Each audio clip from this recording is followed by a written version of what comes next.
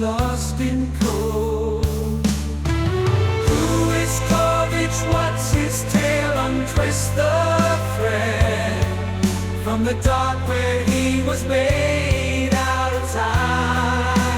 Well, friends, with the final episode of Star Trek Discovery just a mere day away, this is pretty much the last time we're going to have any chance to theorize about the big things going on, and the two big things we've yet to resolve, at least in my opinion, are the Progenitor technology and who the heck Kovich is. Sure, there's a bunch of other things like where the heck did Detmer and Owo go, and what happened to Prime Lorca and all of that stuff. For right now, let's talk about the Progenitor technology and how I believe it's going to work, or how it functions within the universe, because I want to throw a theory out there. I've been thinking about this all season, and I just never got around to talking about it. So, we know that the progenitors seeded life throughout the galaxy billions of years ago because they found themselves alone in this vast galactic void, at least as far as life that was similar to them. So I think they took it upon themselves to seed all of these galactic primordial ooze pools, or whatever you call them, mostly because they were lonely,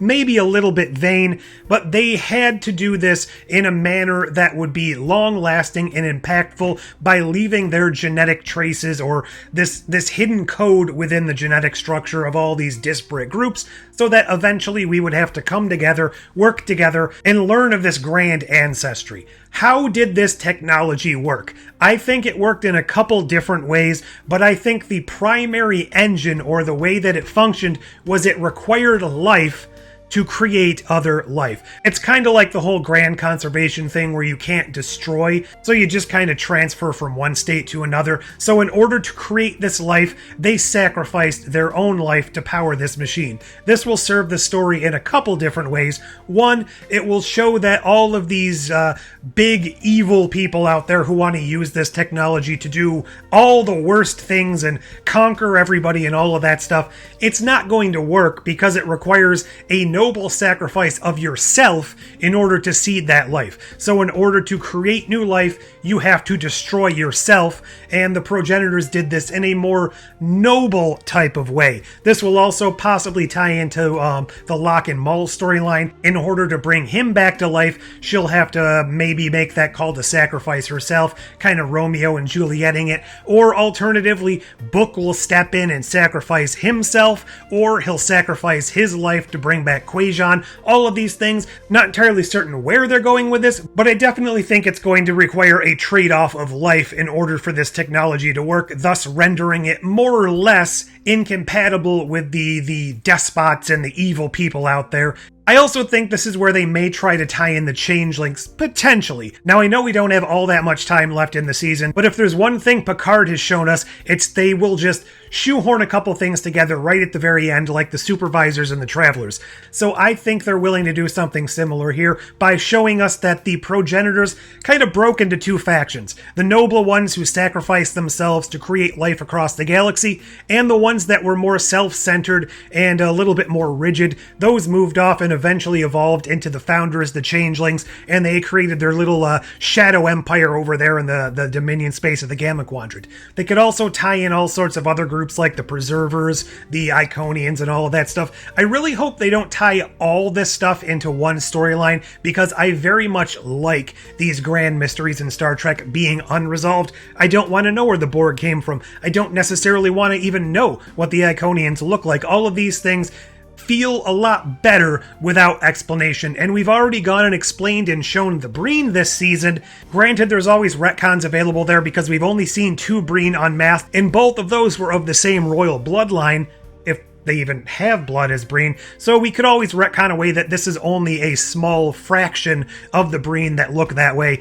Boiling it all down, I think the Progenitor technology is going to be revealed as requiring life to power the generation of new life. Moving right along to the other grand mystery we have, who and what is Kovich? Now, I think this could be worked in a couple different ways, because I theorize their plan to reveal who he was probably going to be coming up in the next season, which we no longer have. So if we get any revelation on him at all, it's probably not going to be as satisfactory as it could have been, but I think, for all intents and purposes, he is kind of this agent who is coming from an alternate alternate timeline. That is to say, not like the mirror universe or something. I think he is a time remnant from a timeline that did not go well, where all the things went poorly. Let's say specifically this progenitor technology fell into the wrong hands and the galaxy was destroyed, or at least most of the life was destroyed. And that was already coming at the end of all sorts of bad stuff. The burn, the 10C had just destroyed the galaxy, all of these things. I think he is an agent who is working through the Federation because they were the best shot of achieving the goal, even though he seems to be working somewhat at odds with their general ethos. This is because he has seen how everything worked out incorrectly and he is working to correct it. And I think this could potentially go all the way back to the beginnings of Discovery. He could be responsible for Discovery coming to the future to begin with. He could be responsible for things going all the way back to the Red Angel, even the one who was responsible for Mirror Lorca accidentally crossing into our universe to set things into motion for Michael Burnham to become captain of the Discovery and eventually come to the future in order to rectify the 10C situation, the burn situation because of the spore drive and all of these things. I could see him as the grand architect of, from beginning to end, everything that's really happened in Discovery is a divergence from his original timeline where everything went to hell. And this could even be the explanation for Calypso. That version of Calypso we saw in that timeline, in that short trek, was from his universe, where Discovery was originally abandoned and left to fend for itself with no crew 1,000 years in the future. The Federation had been fractured. We were seeing a glimpse from his original timeline in that episode of Calypso, and he is now working, for all intents and purposes, to set everything right in this version of the Discovery Star Trek universe.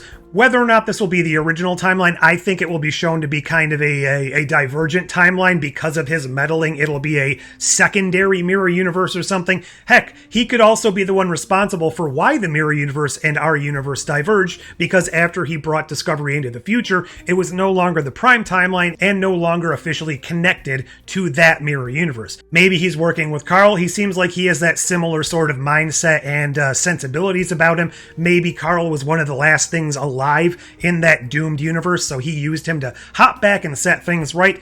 And for all I know, he was involved in the temporal wars or something like that, because he seems to have all that kind of knowledge. He knows about alternate timelines, he knows about alternate universes and the effects of existing in a universe outside of your own. Most of his time is spent in this weird white void, which is maybe some sort of limbo pocket dimension between universes, so that he doesn't suffer that weird cascade failure or something. Heck, for all I know, they're going to reveal that he was the future guy from Enterprise, although I definitely hope that's not the case, but I guess we'll have to wait and see. We have one episode left. I can't imagine we're going to get all of that revelation in it, but I wanted to get my thoughts out there before it actually comes out and we're proven right or wrong. What do you think? Do any of these theories hold water? What do you think we're going to see in the final episode of Discovery, and what are your hopes for the future of Star Trek? Leave all of that down below. Like, share, subscribe, do all those YouTube things. But until next time, I have a 2 o'clock. Goodbye. Life for life.